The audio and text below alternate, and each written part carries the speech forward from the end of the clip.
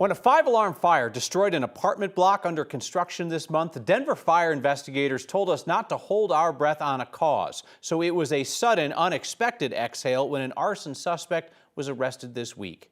It appears nabbed thanks to surveillance technology that's watching our streets.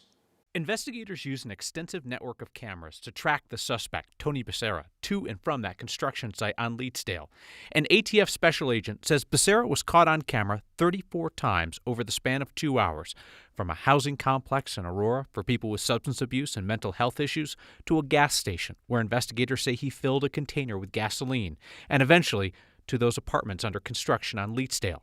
After the fire, cameras captured Becerra walking to a nearby Indian restaurant, which investigators say was key to identifying him as their suspect. Our Mark Salinger picks up the trail from there. Across the street from the suspected crime scene, investigators found their leads. Dozens of cameras across the city tracked a man dressed in black on the evening of January 2nd, walking away from the construction site.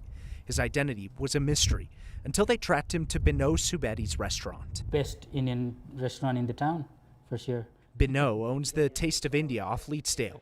As firefighters responded to the five-alarm fire a mile down the road, Binod's surveillance camera recorded this. I think he had a hat on, with a mask on, all black. The man stays inside the bathroom at the restaurant for several minutes. When he comes out, he's wearing different clothes and offers investigators the clue that would break the case: a clear picture of his face. They were excited, like seeing the footage. They were like, I think we got him. I'm like, I don't know what's going on. And they told me, this might be the guy we might be, we were looking for. The arrest warrant for 38-year-old Tony Becerra says ATF investigators then ran the surveillance camera picture from the Indian restaurant through 2 facial recognition programs. A database tied to the DMV as well as the Colorado Bureau of Investigation database both match the surveillance picture to Becerra. So it's not as simple as just what you look like. It has to do with the mechanics of our bones, our muscles, these sorts of things. Steve Beatty is a computer science professor at MSU Denver. He knows just how powerful the facial recognition tools can be. It is very useful, of course, for catching criminals, which is a phenomenally good use for this. There are also bad uses for this. Things like data hacks and misuse of the programs are always possible, but in this case, they tied a man to a crime. The fact that we're out and about means that cameras can be trained on us and are all the time. A puzzle, all tied together with one picture. Seeing that, I was able to help, even if it's just a little bit, that felt great.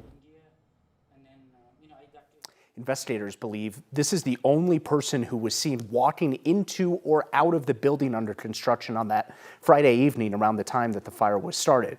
They also backtracked his moves from before he arrived at the apartment complex using surveillance cameras as well. The arrest warrant alleges that he stopped at that gas station you heard about earlier and filled up something inside a bag with gas before taking the bus to the apartment complex, Kyle. Not illegal to pump gas into a bag, but if somebody had been like, hey, buddy, where are you going with that sack of gasoline? It's another clue in the case as they try to piece everything together. It's kind of described as a puzzle, and it really kind of is. Yeah. And that picture, that single picture, and that facial recognition technology is kind of that final piece of the puzzle, I guess. Similar to like what's on our phones when we unlock our Yeah, phones or like TSA, that? when you go through TSA and you don't need to show your ID or whatever. They just say, look at the camera and smile or whatever. Same type of technology. Yeah, it feels like there's never been a worse time to do crimes. All right, Mark Salinger, thank you.